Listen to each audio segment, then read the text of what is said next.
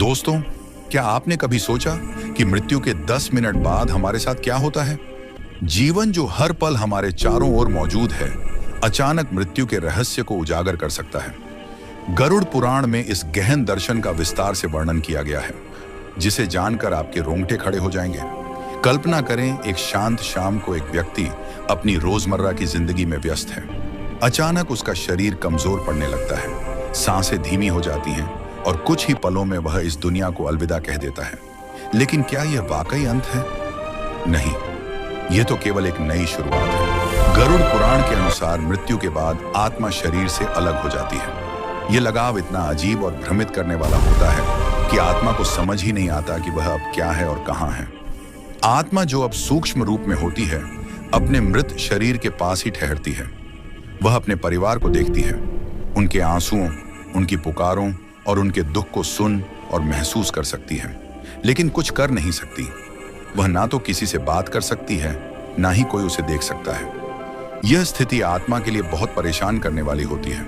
वह सोचती है, मैं तो यही हूं, फिर कोई मुझे क्यों नहीं देख रहा? आत्मा का पहला अनुभव मोह और भटकाव का होता है।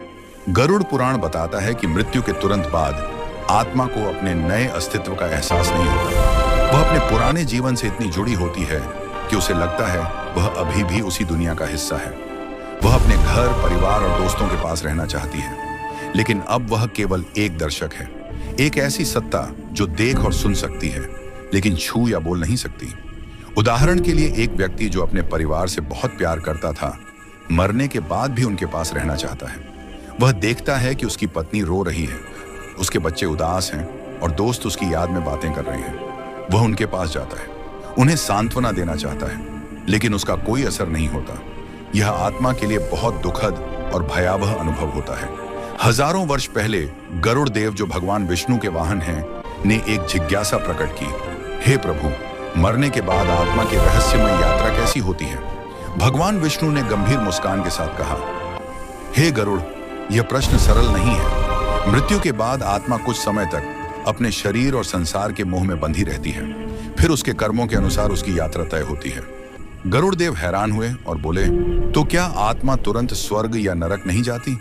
भगवान विष्णु ने गहन स्वर में जवाब दिया, नहीं गरुड़, आत्मा पहले अपने मृत शरीर के इर्द गिर्द मंडराती है। वह अपने प्रियजनों का रोना विलाप देखती है, लेकिन कुछ कर नहीं सकती। गरुड़ ने पूछा, हे प्रभु, मैंने सुना है कि मृत्यु के बाद आत्मा की एक यात्रा होती है। यह यात्रा कैसी होती है? कृपया बताएं। भगवान विष्णु मुस्कुराए और बोले, गरुड़, यह सवाल जितना सरल लगता है, उतना ही गहरा है। मृत्यु के बाद आत्मा शरीर से मुक्त हो जाती है, लेकिन उसे तुरंत यह समझ नहीं आता कि अब उसका क्या होगा। भगवान विष्णु बताते हैं कि आत्मा की अगली यात्रा उसके जीवन में किए गए कर्मों पर निर्भर करती है। यदि व्यक्ति ने अच्छे कर्म किए, जैसे दूसरों की मदद करना, सच्चाई का पालन करना या दान देना, तो उसकी आत्मा को देवदूत स्वर्ग या किसी उच्च लोक में ले जाते हैं, जहां शांति और आनंद होता है। लेकिन यदि व्यक्ति ने बुरे कर्म किए, जैसे चोरी, झूठ या हिंसा, तो उसकी आत्मा को यमदूत यमलोक ले जाते हैं, जहां उसके कर्मों का हिसाब होता है और उसे अपने पापों की सजा मिलती है। इस रहस्य को और स्पष्ट करने के लिए भगवान विष्णु ने गरुड़ को एक कहानी सुनाई। यह कहानी थी राम नारायण की। एक साधारण व्यक्ति जो एक छोटे से गांव में रहता था। राम नारायण बहुत नेक और धर्मी इंसान थे। वे हमेशा दूसरों की मदद करते, कभी झूठ नहीं बोलते और हर दिन भगवान की पूजा करते थे। उनका परिवार, पत्नी, बच्चे और पोते पोतियां सब बहुत खुशहाल थे। एक दिन राम नारायण अपनी श्याम की पूजा कर रहे थे। अचानक उन्हें कमजोरी महसूस हुई और कुछ ही पलों में उन्होंने अंतिम सांस ली। उनका परिवार शोक में डूब गया। उसी समय राम नारायण की आत्मा उनके शरीर से बाहर आ चुकी थी। जब उन्होंने अपने शरीर को जमीन पर पड़ा देखा तो वे घबरा गए। उन्हें समझ नहीं आया कि यह क्या हो रहा है। वे सोचने लगे, मैं तो यही हूं, मेरे हाथ पैर सब ठीक हैं, फिर मेरा शरीर जमीन पर क्यों पड़ा है? उन्होंने अपने परिवार को देखा।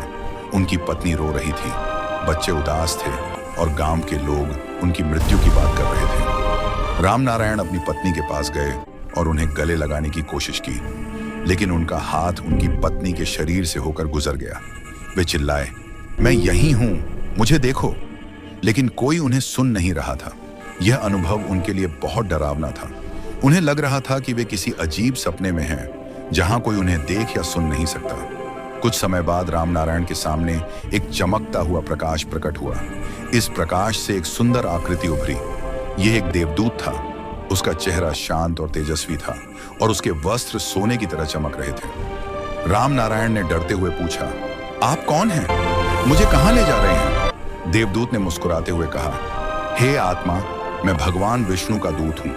तुम्हारी मृत्यु हो चुकी है और अब तुम्हारी यात्रा शुरू होने वाली है। चिंता मत करो, तुमने अपने जीवन में अच्छे कर्म किए हैं, इसलिए मैं तुम्हें स्वर्ग ले जाऊंगा। रामनारायण ने राहत की सांस ली, लेकिन उनके मन में एक और सवाल था। उन्होंने पूछा, जो लोग बुरे कर्म करते हैं उनका क्या होता है? देवदूत ने गंभीर स्वर में जवाब दिया, जो लोग पाप करते हैं उनकी आत्मा बेचैन रहती है। वे अपने शरीर में वापस लौटने की कोशिश करते हैं, लेकिन यह संभव नहीं होता। उनके लिए यमदूत आते हैं। छमुई धनपी पापित हैं जो उन्हें यमलोक ले जाते हैं। वहां उनके पापों का हिसाब होता है और उन्हें सजा मिलती है। देवदूत की बात सुनकर रामनारायण को शांति मिली। उन्होंने अपने जीवन के सभी अच्छे काम याद किए। कैसे उन्होंने गरीबों को खाना खिलाया, कैसे उन्होंने कभी किसी का दिल नहीं दुखाया। देवदूत ने कहा, आबा अस्त कहां, तुम्हारे सत्कर्मों ने तुम्हें मोक्ष के मार्ग पर ला खड़ा किया है। अब मेरे साथ चलो। जैसे ही देवदूत ने अपना हाथ बढ़ाया, रामनारायण की आत्मा हल्की हो गई। उन्हें लगा जैसे कोई बड़ा बोझ उनसे हट गया हो। धीरे धीरे वे पृथ्वी से ऊपर उठने लगे। उनके चारों ओर एक अद्भुत दृश्य था। सुंदर फूलों की खुशबू, मधुर संगीत और हर तरफ सुनहरा प्रकाश। रामनारायण को ऐसा लगा जैसे वे किसी स्वर्गीय दुनिया में पहुंच गए हों। जब वे स्वर्ग के द्वार पर पहुंचे तो वहां और भी आत्माएं थीं जो शांति और आनंद में थीं। रामनारायण ने महसूस किया कि यह उनकी यात्रा का सबसे सुंदर पल था।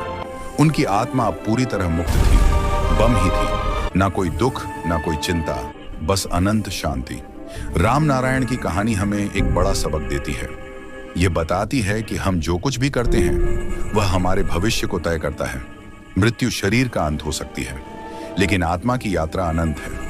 हमारे कर्म ही तय करते हैं कि हमारी आत्मा स्वर्ग की शांति पाएगी या नरक के कष्ट सहेगी। गरुड़ पुराण में यह भी बताया गया है कि मृत्यु के बाद आत्मा को कई चरणों से गुजरना पड़ता है। यह चरण उसके कर्मों, जीवन के फैसलों और विचारों पर निर्भर करते हैं। कुछ आत्माएं तुरंत अपने गंतव्य तक पहुंच जाती हैं, तो पुष्याम नश की अर्शी गहरी देती है, जबकि कुछ को लंबा इंतजार करना पड़ता है। पहला चरण है शरीर से अलगाव। मृत्यु के तुरंत बाद आत्मा शरीर से अलग हो जाती है। यह समय आत्मा के लिए बहुत भ्रमित करने वाला होता है, क्योंकि वह अपने पुराने जीवन से जुड़ी रहती है। दूसरा चरण है परिवार के पास रुकना। आत्मा कुछ समय तक अपने परिवार और प्रियजनों के पास रहती है। वह उनके दुख को देखती है, लेकिन कुछ कर नहीं सकती। यह समय आत्मा के लिए मोह और दुख से भरा होता है। तीसरा चरण है देवदूत या यमदूत का आगमन। आत्मा के कर्मों के आधार पर या तो देवदूत या यमदूत उसे लेने आते हैं। देवदूत अच्छे कर्म करने वालों को स्वर्ग ले जाते हैं, जबकि यमदूत पापियों को यमलोक। चौथा चरण है कर्मों का हिसाब। यमलोक में आत्मा के कर्मों का हिसाब होता है। यह हिसाब पूरी तरह निष्पक्ष होता है। हर छोटा बड़ा कर्म गिना जाता है और उसके आधार पर आत्मा को सजा या पुरस्कार मिलता है। हिसाब के बाद आत्मा को उसका अगला गंतव्य मिलता है। यह स्वर्ग, नरक या पुनर्जन्म हो सकता है। कुछ आत्माएं मोक्ष प्राप्त कर लेती हैं, जो कवच देती हैं, जो सबसे उच्च अवस्था है। मृत्यु का नाम सुनते ही ज्यादातर लोग डर जाते हैं। यह डर स्वाभाविक है, क्योंकि मृत्यु अनजानी है। लेकिन गरुड़ पुराण हमें सिखाता है कि मृत्यु से डरने की जरूरत नहीं। यदि हम अपने जीवन में अच्छे कर्म करते हैं, अमाने क्षमा करते हैं, तो हमारी आत्मा को शांति मिलेगी। यहाँ कुछ आसान तरीके हैं जिनसे हम अपनी आत्मा की यात्रा को बेहतर बना सकते हैं। सच्चाई का पालन करें, हमेशा सच बोले और सही रास्ते पर चलें। झूठ और धोखा आत्मा को अशांत करते हैं। दूसरों की मदद करें, जरूरतमंदों की सहायता करें। दान देना, भूखों को खाना खिलाना और दूसरों के लिए अच्छा सोचना आपके कर्मों को बेहतर बनाता है। ईश्वर पर भरोसा रखें, रोजाना प्रार्थना करें और भगवान का नाम लें। यह आपके मन को शांत रखता है और आत्मा को पवित्र बनाता है। बुरे कर्मों से बचें, चोरी, हिंसा और लालच जैसी चीजों से दूर रहें। यह आत्मा को कष्ट देती है। ध्यान और योग करें। ध्यान और योग आपके मन को शांत करते हैं और आत्मा को शुद्ध करते हैं। यह आपको जीवन के सही मायने समझने में मदद करते हैं। मृत्यु कोई अंत नहीं है, यह आत्मा की यात्रा का एक नया अध्याय है। गरुड़ पुराण हमें सिखाता है कि हमारा हर कर्म, हर विचार और इशारे, 22 और हर फैसला हमारी आत्मा के भविष्य को बनाता है। रामनारायण की कहानी हमें दिखाती है कि अच्छे कर्म हमें स्वर्ग की शांति दे सकते हैं, 10, जबकि बुरे कर्म हमें कष्टों की ओर ले जाते हैं।